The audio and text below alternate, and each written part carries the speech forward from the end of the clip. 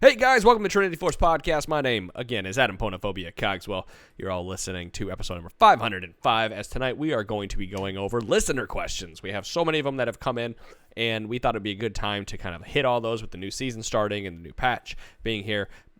But before we get into any and all of that, I'm going to introduce people that are with me tonight. So Dom is here this evening. Hello, Dom. Hey-o! And a voice you may have heard if you are a Patreon subscriber, Vrael. Hey boys, how's it going?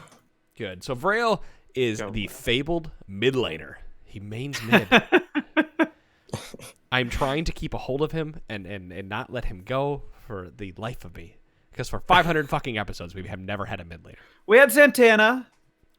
Still not a mid laner. More of a jungle top. No, he was more of a mid laner than he was a jungler. He just played jungle because nobody was showing up who played jungle. All right. Well, okay. I guess I will accept that answer. But Vrael, mainly playing mid, loves Vel'Koz to death, and you can also hear his voice over at the Meta Report podcast, patreon.com/TForce Network. Vrael, we are happy to have you aboard this evening, and hopefully you'll be able to stick around and people will like you. This is kind of like your floor. If you want to say nothing, you want to say anything, Yeah, I appreciate the opportunity. I think it's gonna be fun. When y'all need a mid laner, I'm happy to give what advice I can. I'm not the best mid laner ever, but I mean I did get diamond, so I know a thing or two. Not everything, but I can add what I can. That's what we need. There's so many people that are always like, "Oh, I have these mid lane questions," and we're like, "Well, this is what we think you should do." And then Vrael will come in and lose to Janna and Oriana and the show. Janna's a broken champion. I do think it's funny we've had such a hard time getting a regular mid laner for the show when it is the most popular lane in the game. Well, in my opinion, you almost need like two people to do mid lane. So like one person who plays assassins and one person who plays mages. Because if you are climbing the rank ladder, it's almost always one person will play either exclusively assassins or exclusively mages. But I can give the mage half of the equation pretty well, I think. I know Beaver likes a lot of assassins, so he usually has pretty good insight from that angle. So I think we're covered. Hopefully, if somebody doesn't drop at this point, right? Like we just need people to stay around. So, as I said previously, you guys can check us out at patreon.com/TForce Network. Coming up next week, that would be the 23rd. So, 30th. 30th. The 30th. January 30th at 7 p.m. Eastern Time. If you guys want to join our Discord at discord.trinityforcenetwork.com, we are bringing back Community Game Night. Thallium is going to be hosting that, so you guys can play League of Legends to start playing Ranked again. You can play some Player Unknown Battleground. You can play Heroes of the Storm, whatever you want to play. Just go join the Looking for Group channel. People will be posting in there, this is what we're playing. We need this many people. So again, discord.trinityforcenetwork.com. Community Game Night comes back at 7 o'clock Eastern Time on January 30th. Again, go check us out at Patreon, and now we're just going to jump right into listener questions, as I feel like I have gone through everything that I need to go through. So Jonah, you are on board. Beerly, you're on deck. Jonah writes, I recently started playing Ranked. When I play normals, I would kind of play whatever I was in the mood for in whatever lane I could, but that's been pretty abusable in Ranked. I found I like top the most, but I want to find like 3 champs to main. I have decent mechanics, but I'm not patient when I need to play defensively. Any tips on champs that would be good for me? I mean, I feel like we get this type of question a lot, and unfortunately, Season 8 is a lot harder for me to weigh in on. In the past, I almost always would have said Renekton. Like, he's just such a good starting point because he will teach you how to do a lot of different things while giving you less to worry about from like a resources side. If you mismanage his rage, yes, that is a difference maker, but it's not the same as running out of mana, Yeah, I'd say in general, if you're just starting, you want to play champions who have strong laning phases, because there's going to be a laning phase every game. So someone like Renekton or Pantheon maybe are good starting points if you're just getting into ranked, because once you can master the laning phase, then you can maybe branch out into different champions who are stronger in the late game maybe. But if you're just starting, I'd definitely recommend early game champions. I don't play top though, so I don't have a super strong grasp on what's strong right now there. Well, see, champions and all that are fine. But I think the bigger mechanics that come with top lane is, find a champion you like, play it, whatever. If you can listen to our recommendations, I could say go play Garen, because Garen can just go full throttle all the time and do this. You could, steer away from Gangplank because he's got a high skill ceiling and whatnot. But the truth of the matter is, if you're playing any lane, it's more of learning why you need to play. You need to fill in your fill in your holes. You said you have a hard time playing defensively, but that's the hurdle you're gonna have to overcome to become a fantastic or great top laner. I would tell you to go out right now and go play Nasus, because he's doing fairly decently, depending on the kleptomancy changes that happened yesterday. But he has to play defensively at certain times in the game, and at some point you just flip that switch, and now you're playing that offensive champion.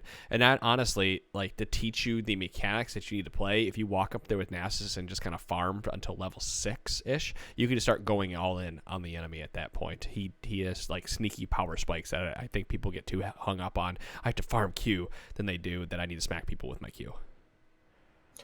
Also, if you're saying you're not patient when you need to play defensively, that might mean you need to try and keep better track of where the jungler is, just so you have a better idea of when you can be aggressive, and not just, it'll give you a better idea of when you can be aggressive and not. Scion's another one that kind of comes to mind for me. His learning curve's not too steep, and he can be pretty fun to play. Probably just play Maokai, honestly. Yeah, if you like winning, Maokai's a good choice. Just toss saplings and brushes on the edge of brushes so they don't go toward the minion wave, and you still get the poke as the person's walking around. It's a pretty good champion. Maokai is good. Alawi, Alawi's hard to play. While hard to play can be good. See, that's the thing is Kled. Kled's full on the gas all the time as well. He's a bit harder to play. I kind of feel like the people that would fit your style are the ones that are mechanically harder to master, and the ones that you should be using to learn top lane more specifically are those that would force you to play defensively when the time comes. If he's looking for 3 champs, you can make an argument that someone like Gnar or maybe one range champion, Jace would be a good third champ to have in there. 2 bruisers or 2 fighter type champions, and then 1 range type champion, just so you can't get straight up matchup abused. Gnar's not bad. He takes a little bit of finesse. That one, personally, I tried to play Gnar, and when I was playing top lane, and I found that having to manage his rage was, obviously the key portion of his kit was also the hardest piece to manage in lane when you needed that rage bar to be filled at the right time. So there's a learning curve with every champion, but I think Gnar is just kind of, if the person's at 45, his is, 50, right? On the gradient of steepness. Yeah, I think Gnar can be kind of tricky to play. For some reason, I've tried Gnar, and his auto attack and my last hitting just don't mesh. I always miss freaking so many creeps with him. So I've put him in the cupboard for myself personally when I get autofill top. That's why I don't play Twitch as a marksman. No matter how good he is, I can't play Twitch because I can't last hit for shit. It's so funny watching you play Twitch. I want to play Twitch. I played with you so much, and I know how. I know you can see us and how well you normally do it and everything. And then you play Twitch, it's just I missed. I missed. It's a surprisingly big thing. The comfort of the last hit and how well you see us is. It makes a big difference, honestly. It's a huge difference.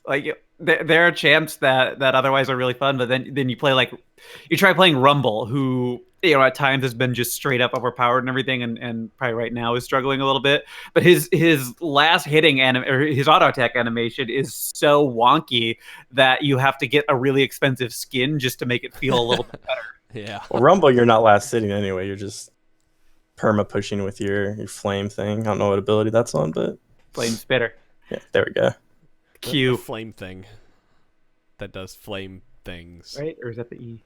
What his E? That's a harpoon. His Q is flame spitter. I thought that, and then I started. Then I was overthinking. It was wait, did I flip them around? When's the last time I played Rumble? Rumble in the jungle. That's the last time I did it. Not top lane, but.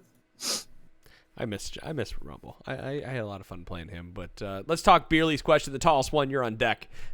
I kind of figure people like hearing their names, and so they're listening, right? I'm just thinking in my head, and this is totally off topic, but I'm thinking someone's listening, and they're just kind of listening to the, maybe my listener question will get answered tonight. So they hear their name, they're in the car going, what the fuck? Oh shit. I think it's barely, dude. No, it's perfect. I guarantee there's somebody out there that kind of went, oh man, they just said my name. Oh, that means he's gonna answer my question. No, This is awesome. but I think his name is Barely, not Beerly. No, it's beer.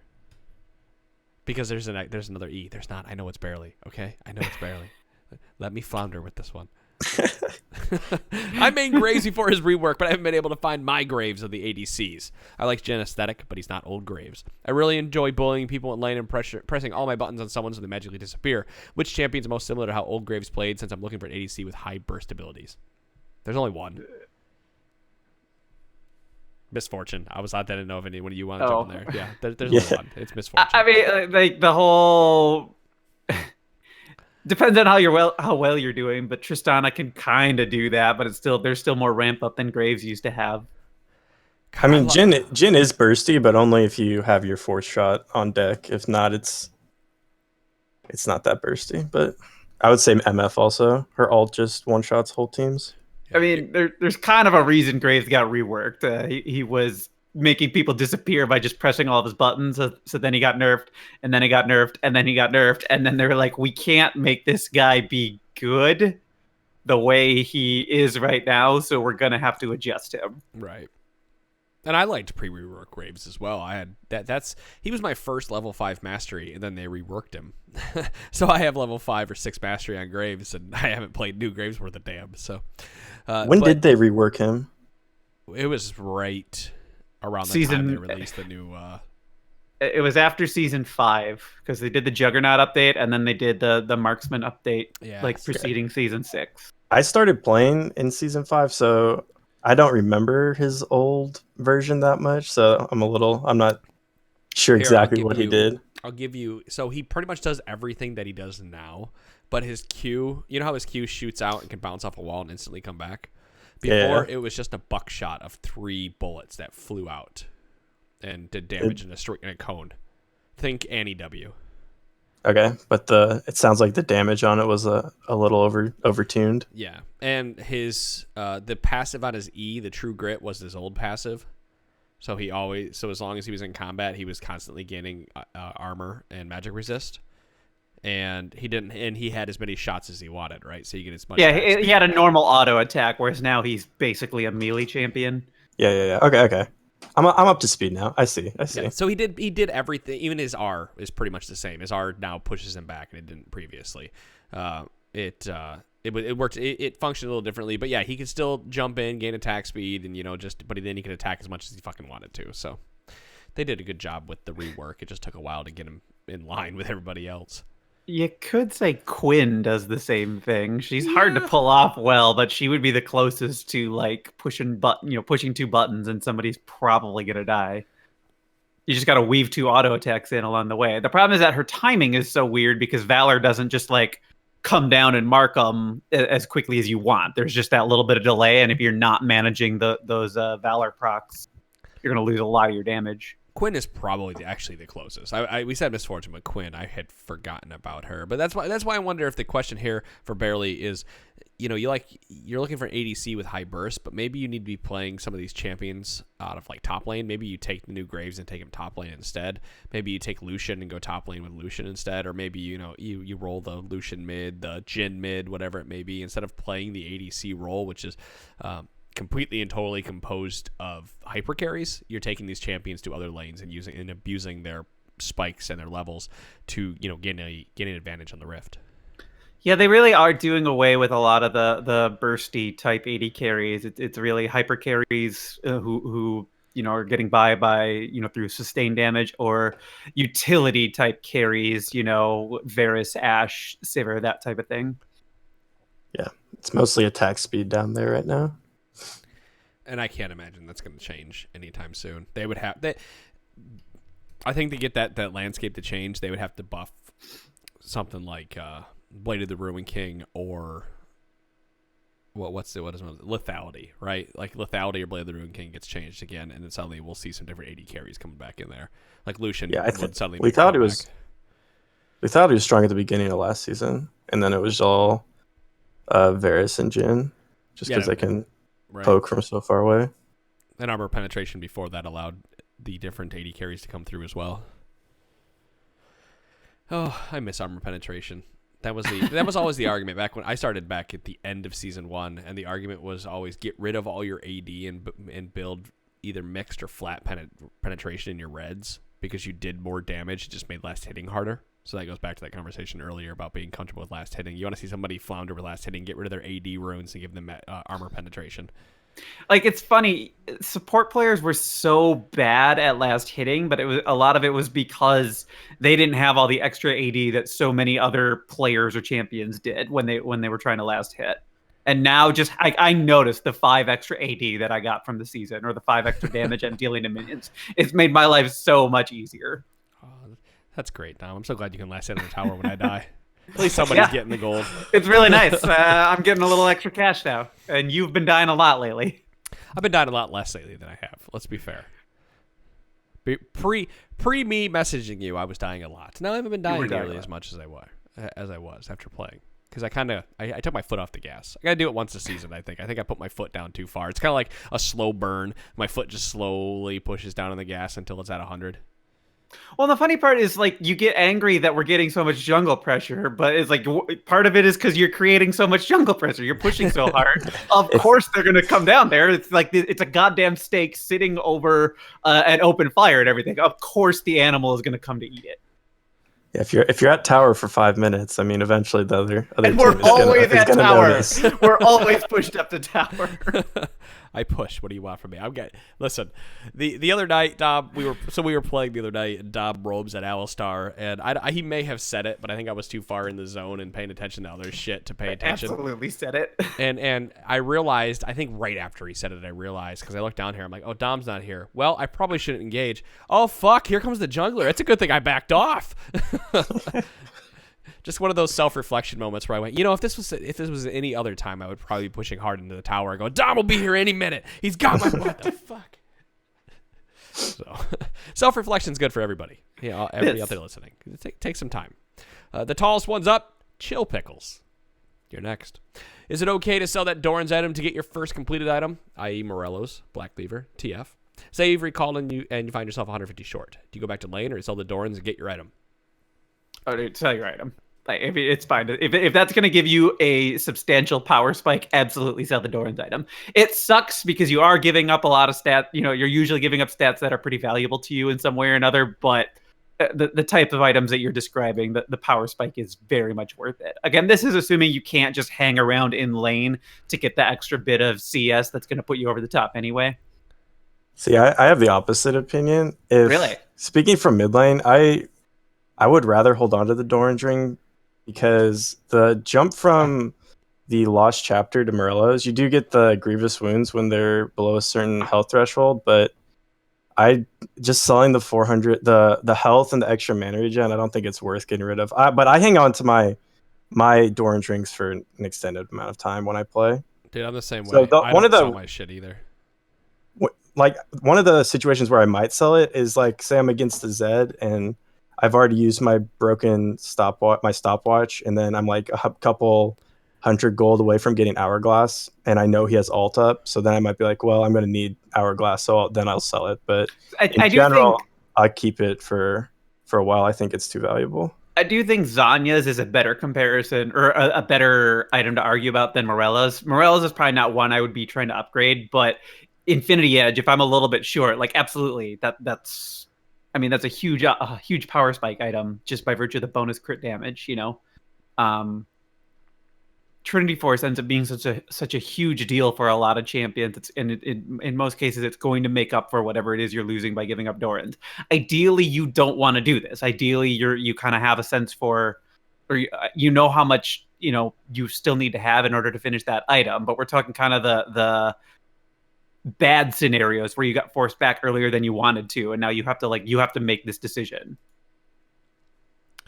Is the enemy going to come back with a better power spike than you are because you decided to hang on to that Doran's? Like, that's how I'm interpreting the question, and I think, like, you're better off getting rid of the Doran's in that case. Well, my opinion would be for maybe a second or third item I'd do it, but for first item I'm going to say no. But I can see where you're coming from, Dom. Yeah, you make a good point. It's in some cases it's preference, but yeah, like, definitely don't feel bad if you're going that route. Sometimes it's hard for me to even justify that. I mean, it depends on the exact scenario here. Are we walking back with enough gold to be able to buy a BF and a pickaxe? We're on 50 gold short, but we could buy 2 components and fill our inventory up.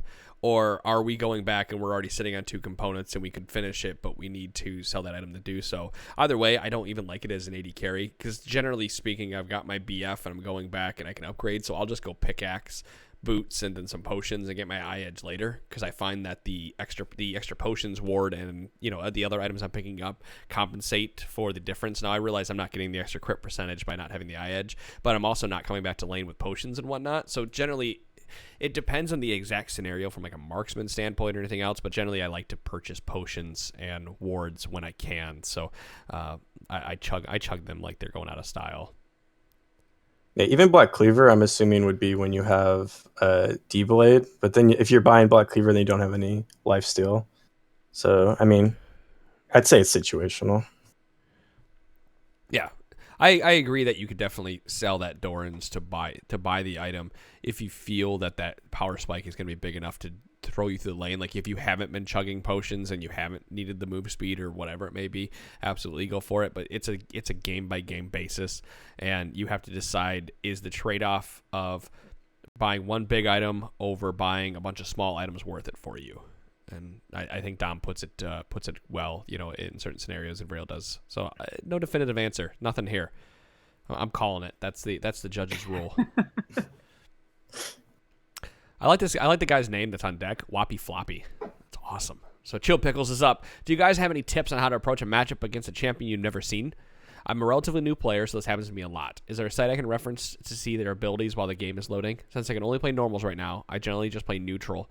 And sorry, I thought that was going to say neutral champions. I generally just play neutral and just test the waters. I die a bit doing this, but I figure that's part of learning the game. I'd love to hear some of your thoughts. Yeah, it probably help you to bookmark the League of Legends wiki. They are really good at updating, on patch day to make sure that all of the most recent changes, the champion background sort of reflect all of the most recent changes. There's very rarely a wait. They already have Swain's new icon up there, and he, the Swain rework's not even out. So that's one worth bookmarking, especially if you have 2 monitors. That way you can go through, quick find the champion that you're not familiar with and try to get a rundown. Loading doesn't always take very long. I guess it can be slower when you're at lower MMR. It seems like lower MMR players tend to have more loading issues, but that might be anecdotal evidence. No, I'd agree. I think that's part of I think that's accurate. The other thing is you really just sort of don't get overconfident playing against a new champion or a champion you've never seen before. We all run into it the first time a new champion or a rework champion hits the field. We can, if you have the means, it certainly helps to go into a bot game and just give the champion a try just to see what they do. That's what I almost always do. I also have, blue essence coming out of my ears. I don't have anything to spend it on. And I know that's not the situation a lot of people are in. So just be really, be cautious, respect the champion before, if you don't know what they do, respect the champion and get,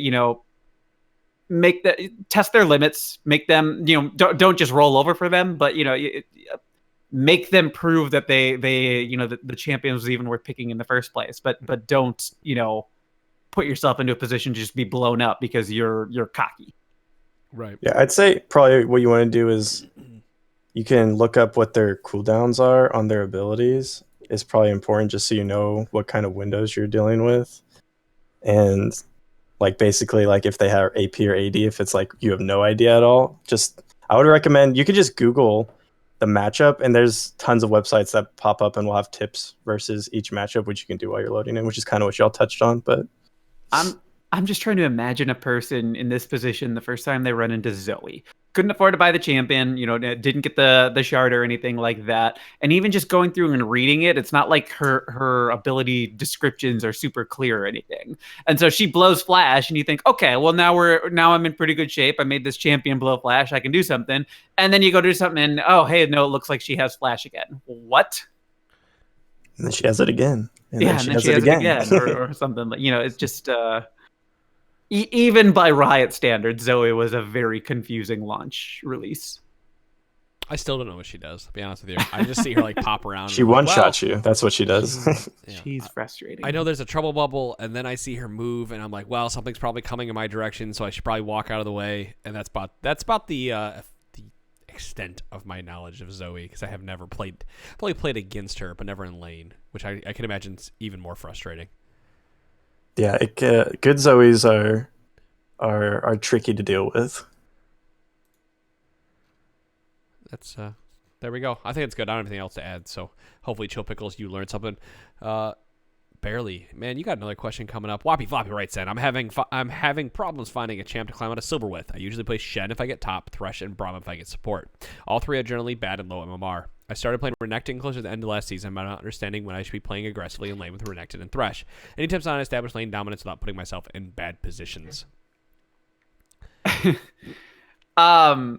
With Thresh, it sort of depends on your matchup. If you're against a melee champion, you definitely need to go like auto attack them whenever you get the chance and just sort of make them respect you and make them know that, like as Afrim always says, assert your presence.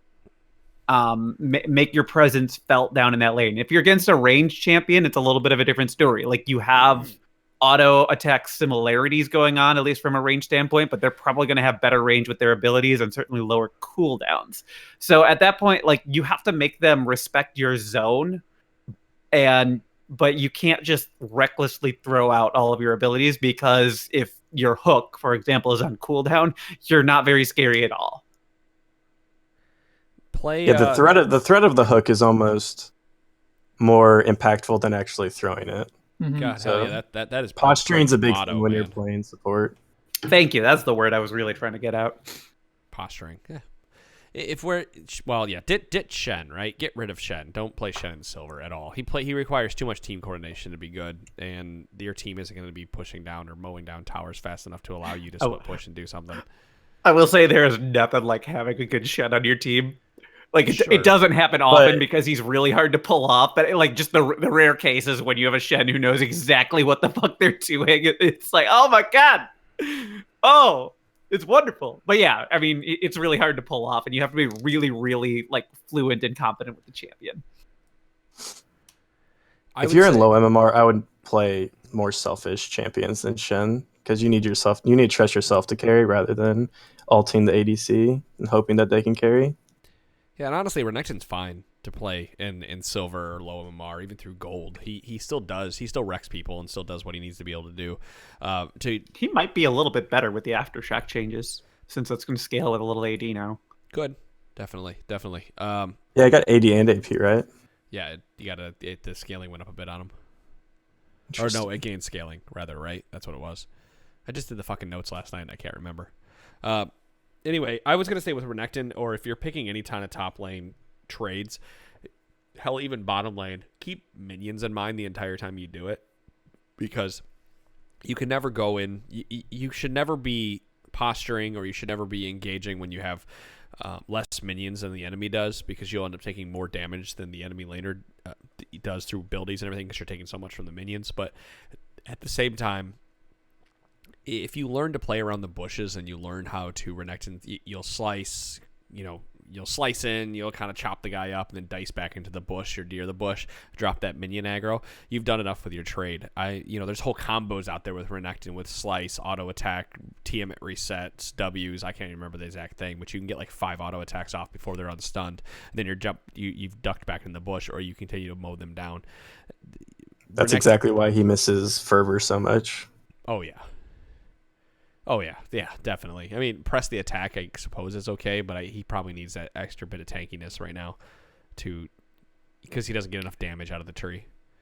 Press the attack is its most popular one. Grasp is actually his best performer, followed ever so slightly by Aftershock. I don't think like lane bullies in top generally aren't the strongest right now, so. Nah, but we're talking silver and gold elo. Like, lane bullies will win. You don't need to play a tank to, Oh, yeah, I'm just saying. So. Yeah. You're right. pay attention to the matchups, pay attention to the cooldowns. It's all the normal stuff. But really, go out there and start looking up videos about how to play top lane and work around top lane minion aggro. And if you're going to play a support down in there, play something that's going to be a playmaking support. I would say stay away from Braum. I would definitely go Blitzcrank or Thresh and use that threat of the hook to make your plays and whatnot. You don't have to make big flashy plays to carry the game. You just have to be consistent and not die. Yeah, she gets banned a lot, but Leona, I would actually say, is better than Blitzcrank or Thresh right now. And it's mostly just because it's very clear what you need to do with all of her abilities, whereas Blitzcrank is so feast or famine. Like, you miss a hook, odds are good you're not doing anything until the hook is available again. And Thresh, you are relying on your teammates to be attentive for things like the lantern. And if they're not attentive to it, it's one of your abilities that's not really being nearly as effective as it can be, One of the reasons I think Blitzcrank is so strong at lower MMR is because a lot of the times your teammates don't know what to do, and if you're just pulling someone directly at your team, it kind of gives them something to focus on, like, oh, there's this person right in front of us, so it kind of focuses the team for you. Puts a hunter's mark on their head.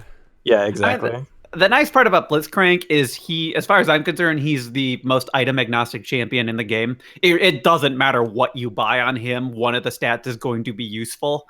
But he's 100% skill dependent. If you can't land hooks, you're not going to be good at Blitzcrank. If you can't do all the stuff, like you're just going to be, Blitzcrank is going to be really frustrating and not helpful to the team. If you're good at that type of stuff, you're going to carry, your team to victory a lot of time. It doesn't matter what you buy. That's all you got to do. Just land that hook. Land that good hook, set it up for your team, kill the person, and then keep moving. And yeah, Blitzcrank just wrecks through fools everywhere, even up and through Diamond and whatnot. Good Blitzcranks make shit happen. And you're right. You don't need items. You just need to land a hook. I mean, and they proved that, he was getting a lot of pro play last year, just because he was, they finally came around to the fact, like, okay, you know what? Blitzcrank can really do a lot of stuff that we thought only Thresh was able to do. But it turns out, hey, there are other champions. Like, he was getting banned pretty regularly for a long time. Yeah, just buy Mobies and live in the river between mid and bot. All right, Barely, you're up. Is that Envisions? That's Envisions. All right, Envisions, you're on deck. Barely writes in, what other champions are similar to Nidalee's counter jungle heavy playstyle and potentially are easier to actually play? Do you think she's a good champion to one trick? So our co-host, Heartless Beaver, left us a very helpful comment for this since he wasn't able to make it tonight. He says, yes, she is a fantastic champion if you can master her. Her effectiveness climbs as you climb the ranks. Essentially, you pressure lanes and the enemy jungle so hard early, the better your players are, the more often they will take advantage of it and help you take over the game. She falls off hard, so if your laners are bad, like they might be in silver, then they will not be able to press the advantage as frequently and games will go longer where Nidalee can struggle. Other heavy counter jungling champions are Shyvana, Udyr, Shaco, who's similar to Nidalee pressure-wise, and then Rek'Sai and Jarvan the Fourth. I think he answered that better than we were going to answer that at all. Yeah, we weren't going to be able to contribute anything. She's one of those champions who is so very nuanced that you need people who have played her pretty regularly to actually understand what's going on. Like, even when she gets played a lot in pro play, because there are so many minute things going on, that were they just require specific things to be executed really well, and Nidalee will shine in that type of scenario, but the layperson might not understand that's really what's causing Nidalee to perform so well. So good luck. Good luck, Barely. You got this. Man. Okay. I'm going to take a break here for a moment and say that seltzer water is a really bad idea to drink on the podcast. Like, normally I drink something that's got... that's got some bubbly to it, like beer or whatnot. But I just can't stop. I keep going and covering my mouth because I don't want to burp into the microphone. But my God, this is bubbly. It's getting to you. It's getting to me, dude. I love seltzer water, but holy shit, I can't talk and drink seltzer water at the same time because I just want to just belch as loud as I can into the microphone. But I'll save all your ears, listeners and hosts alike. Anyway, Now that we're done with the Adam bitching for 30 seconds, let's talk about Envision's questions so we can get to Prototype and Oh No Alpha. Envision's writes, I'm a mid-lane main who found success at the end of Season 7 playing Aurelion Sol. Hey, Vrael! So glad to have you on the show today, buddy. Maybe you can answer this one. I find him to be extremely effective for climbing in solo queue and want to play him alongside Orianna for my Season 8 grind. You recently talked about effective banning, specifically not wasting bans on mid-lane assassins where there are better bans available to support the team. The problem for me is that assassins like Fizz, Zed, and Katarina counter Aurelion Sol's playstyle of shoving out the lane and roaming. Instead of banning these champs, how can I play effectively against them during the game while still utilizing Aurelion Sol's strengths? Okay, now I do want to note that in this specific type of situation, you are far more justified in banning one of those assassins that you just outlined. We were kind of looking at things from a very generalist standpoint, and so we can't account for the Aurelion Sol one tricks in that conversation. Yeah, so I wouldn't say they counter his playstyle, they counter the champion more so, because all those champions can get on top of you really easily. And once you have someone on top of you as Aurelion Sol, if they're inside your stars, you really can't do anything to them. So I don't think there's anything wrong with the playstyle. I'm totally cool with you banning these guys. I ban Katarina and I main Vel'Koz, so that champion is just completely overtuned. So I mean, if you're struggling with like roaming and things like that, generally just shoving the lane over and over is good as Aurelion Sol, but if you're getting too close to them and not respecting their cooldowns, which might be what you're doing, is how they're starting to take advantage of you in lane. So you just need to respect their cooldowns, know when their dashes are up. And there's nothing wrong with shoving over and over. Just be wary of where they are in the lane and where you are, and make sure you stay out of range of their gap closers. You can there's some pretty good VODs out there of Huhi playing Aurelion Sol, like even at pro level and everything. You can learn a lot just from watching how he's doing specific things. He's really not shy about recalling and then just filling back up on health and resources and and even just flying right back to lane.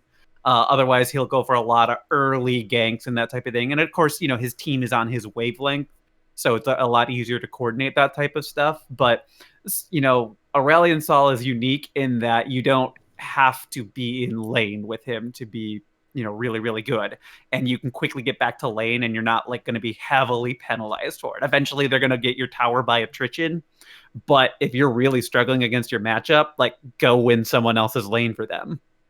Yeah, his global presence is pretty strong, but he's a hard champion to play. So if you're just not picking him up, I mean, it might take you a little while to really learn all the different matchups. I've played him a few times and it just doesn't fit my play style. But I mean, if you can get good at him, he is definitely good at climbing. There you go. I have nothing to add. I don't play mid.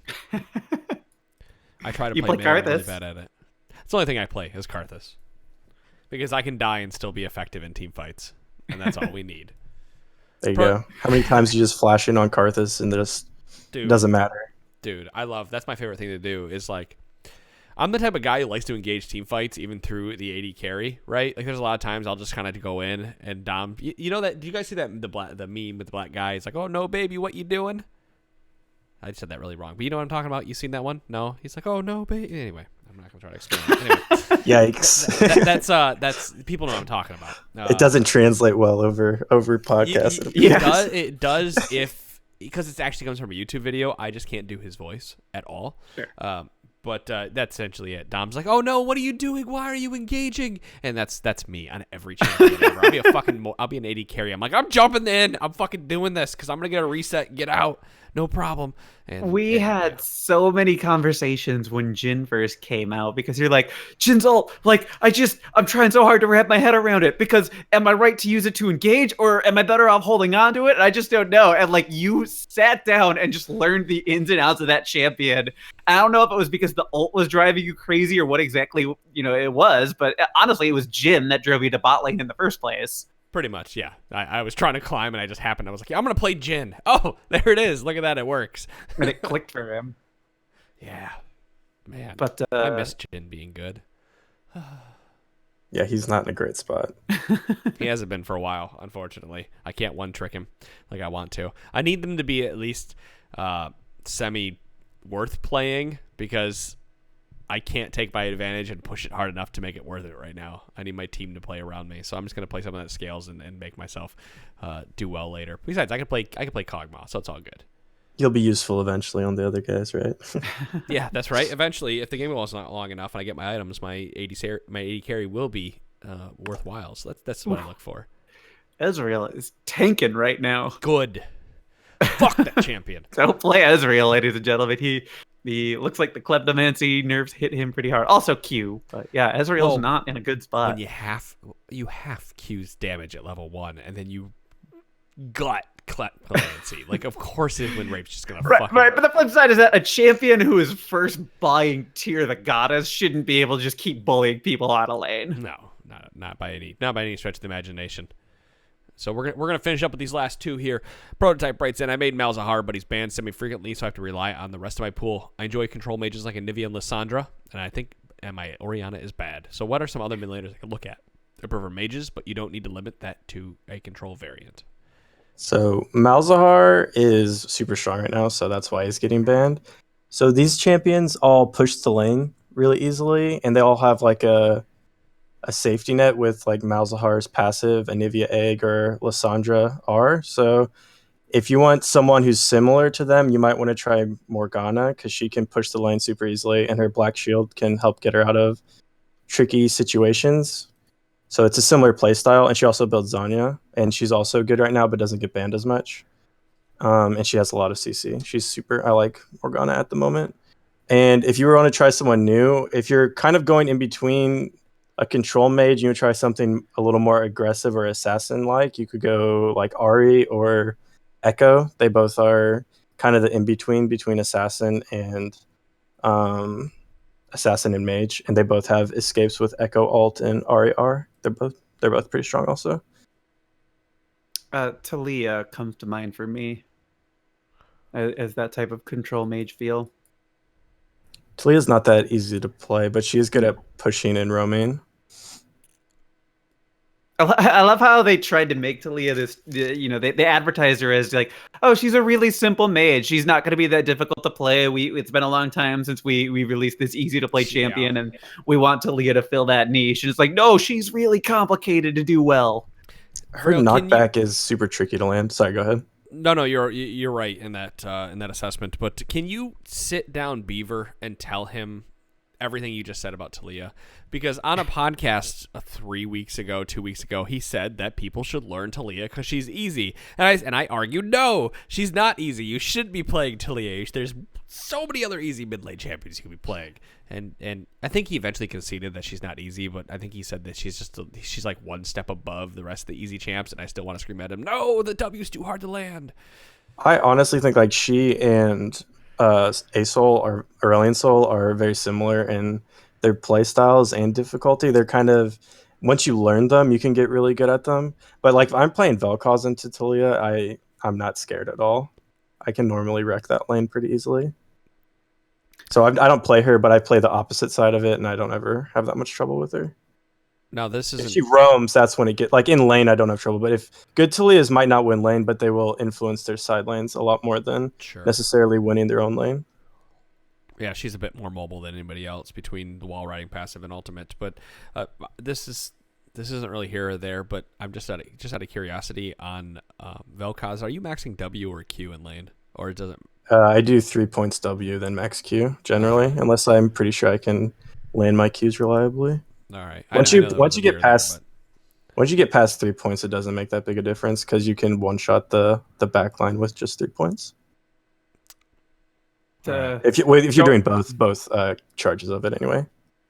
Going back to the question real quick, I feel like Ahri is just always sort of good, even if she might not be the best. And the last season there was a stretch where she was the best mid laner for a while, but she's not the flashiest of out there, but I just feel like she's always really good and teaches you a lot of good things, since a lot of what she does is skill shots and careful positioning. Yeah. Ahri's a good starting point if you just want to learn mid. I'm just Ari trying to think Annie. of why she wouldn't be good right now, and I can't really come up with any glaring She's fine. reasons. I mean, so. there are a lot of champs who are better than her, but she doesn't have any real problems as far as I I can mean, tell. mid lane's pretty wide open. There's a lot of good champs. There's a few really strong champs, but you can play most champions out of mid at the moment and not get raged by your teammates. Good place Which to I think be. is what this next question is going to talk about. Yeah, let's do it. Oh no, Alpha writes in, I'm an ADC main going into my second ranked season. I'm an avid listener to the podcast and try to apply as much as your combined game knowledge as possible. But sometimes I get frustrated when my teammates make bad calls and then blame me when they die from bad positioning. How do I properly apply the tips you guys give me when my teammates don't apply the same ideas and then flame me for suggesting a different approach? And I do want to note that this was a question that I abbreviated. He went into detail of his own, so we're not going to harp on dying less and shit like that. I mean, if your teammates are really flaming, you just mute them. It's not. I mean, you're going to play one game with them and never be in the game with them again. So I'm a big fan of muting if you're getting flamed by your teammates. A lot of solo queue is figuring out how to get on the same wavelength as the people that are on your team. I feel like my most frustrating losses are those where I just can't get on the same page as my AD carry, and we just can't figure out how to work together really well. He or she's not necessarily flaming or anything like that, but you can just feel like the other person gnashing their teeth because of something that I'm doing or something that I'm not doing. And similarly, I'm just like, oh, why don't you have my back? I just feel like I can't go in because you're not gonna be there when I need you to, and just stuff like that. So I'm always really grateful when laning phase ends in those type of games, but they end up being really frustrating, and that's stuff that's outside, everyone's control in some cases, because people just have different play styles, and that's okay. Your job in that situation is definitely ignore the flame and mute people if they really are raging that hard and everything, but just try to figure out how you can work with other people if they've made it abundantly clear they're not going to do anything to work with you. So I don't normally do this. Oh shit, that reminds me, I need to fucking message Beaver. Anyway, I don't normally do this, but if this is you, Oh No Alpha, if that's your actual in-game name, Oh No Alpha, please send me a message on Discord. I want to take a look at one of your games. Just, I think there's more going on here than you suggesting something that should be happening for your team and them not listening that could potentially help you rise in ranks. Because if the profile I'm looking at is yours, I feel that there's a lack of mechanics or knowledge that needs to be pointed out and put in your face. And I'm gonna say the same thing to anybody else who has a question like Oh No Alpha. Man, I listen to you guys every week. I love all the advice you give, but I can't do it in game. Don't write me, because I'm not necessarily gonna feel nice that day that I read it, but today I do. You can also go to Summoner School. They have the mentor program and whatnot. But if you're anywhere below like Silver 5 and you're having problems, there's more fundamental issues that you're having with this game than mentality. It's maybe your computer sucks. Maybe you're rolling on a Pentium 4 and you have a gig of DDR1 RAM or some shit in there, and it ain't doing jack for you because I'm 1333 going. We just need to talk and figure it out, right? Because I don't know how else to say it, but I'm trying to think of a way to get this out there with anybody else that might be in the same position, like below Silver 5, that's just having a really tough time. They listen, they think they're doing everything that we're saying, but there's a gap somewhere here, and without looking at it and without watching you play, it's going to be really hard to pick up what that gap is. But I guarantee if you are, again, Silver 5 or below, and I watch a replay, I could pick out something within the first 5 minutes that you did that you could work on for a week and instantly gain, a tier. I could take you from Bronze 5 to Bronze 4 in 5 minutes of watching a replay, for example. There can be a lot of value in just looking at the champions that you prefer to play and comparing your loadouts, your item builds and also your runes to what the pros are doing. Go to probuilds.net if you want to see things on like a per game basis, just to compare a few different players. Otherwise, op.gg and Lolalytics, those are both websites that will give you sort of a lot of different item combinations, the most common rune loadouts, the most the winningest ones, and that can go a really long way instead of, you trying to either guess or maybe you think something is really good and it's just not working for you. And maybe it's because you've connected the dots wrong and it actually like has specific limitations. But it very well might be stuff that you're kind of misconstruing at the start of the game, and you never realized it because you haven't compared what you're doing to other people who are at the highest level. And emulation is just part of the game. Yeah, you can also go to Twitch and just find any ADC player who is anything above like Diamond 5, and they're gonna just watching them play, just watching how they go through the game can also just help you realize mistakes in your own gameplay really quickly just by watching someone else play the game. Yes, absolutely. Watch streams and do all of this. Do all of these things. Don't just listen to us and try to take what we say. You have to watch people and you have to see how they're behaving.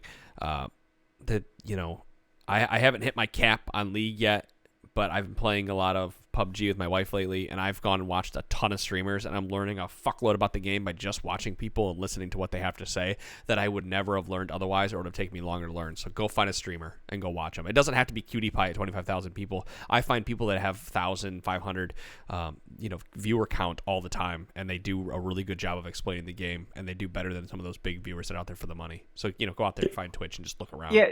You want to find an educational streamer, not an entertainer, so as fun as that's what I was about to say. Yeah, as fun as Tyler 1 might be to go and watch, because he's the flavor of the moment, 80 carry streamer especially. Like, he's not necessarily gonna teach you about the game in a way that is going to be effective for you. He might, but odds are good you're going to be better served by seeking an actual educator and not an entertainer like Tyler 1 is. Yeah, so I watched this guy who's a Masters player on Europe, and he has like 40 streamers, but he mains Vel'Koz, and I just like watching him to see how I can improve my own gameplay because he's better than I am. So it's a good way to learn. Yeah, maybe try to find somebody that's playing your specific champion as well. Does the guy you're playing, does he play Vel'Koz or? Yeah, he mains Vel'Koz. Okay, I figured when you were talking through that. I know I did that with some Jin 1 tricks and whatnot. Watch them. So yeah, there you go. That's a ton of advice. I think we gave you a whole fuckload. And again, if you are the guy that I'm looking at on OPG right now, send me a message on Discord and just say, hey man, what's up? You told me to message you, and we'll talk.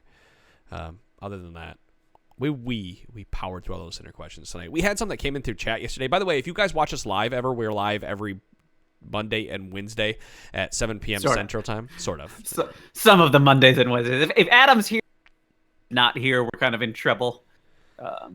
Hopefully we resolve that someday, but I can't host or I can't stream, so right. I'll just get Beaver set up with that. And it doesn't even have to look. The overlay hasn't looked good since I reinstalled Windows anyway and did all this. But yeah, we're live most 90% of the time, Monday, Wednesday at 7 p.m. Central, 8 p.m. Eastern, and or what's that? 5, 6, 7, 8. So 5 p.m. Pacific time. And if you guys are watching and you leave us questions in chat, we're not an interactive stream because we're doing the podcast. I read everything you have in there. If you have questions, send us the question. If you post it in chat, send it to us as well to feedback@trinityforcepodcast.com. We primarily go live to get a YouTube VOD, to be honest with you, to get that out there. But we're here, so that's it. That's where we're gonna leave it. Vrael, I hope you enjoyed your first episode, and you're welcome to come back for more if you would like. As we enjoyed it was a good time. I appreciate it. It was a lot of fun. Fun having you. Really bailed me and Adam out on a few questions we were going to limp our way through. God, that would have been bad, wouldn't it? Trying to limp through those. Thank God Beaver put that bit in. Oh, yeah. That we were going to be like, yeah, we're going to have to we're going to have to wait on this Nidalee question. I know you want an answer and we're doing listener questions, but we're the wrong guys to talk about this. So, yeah, we're going to leave it at that. Guys, thank you so much for listening to the Trinity Force podcast. As always, you can find us at patreon.com/TForce Network. You got a few days left until we make it to the end of the month. 7 days to be exact. So, next Thursday is the 1st. You will be charged instantly as you pay, and then you'll be charged again on the 1st. So, just keep that in mind. So, if you don't want to get charged twice, just go ahead and wait till the 1st and do it. But you know what? We are happy to have you at any point in time. You'll get all those podcasts. You'll hear Vrael's voice on that every month, as I believe he's going to be doing that podcast with those guys. So that's it. We're going to end the show there. We will see you all on Monday. Peace. Later. Yeah, have a good one.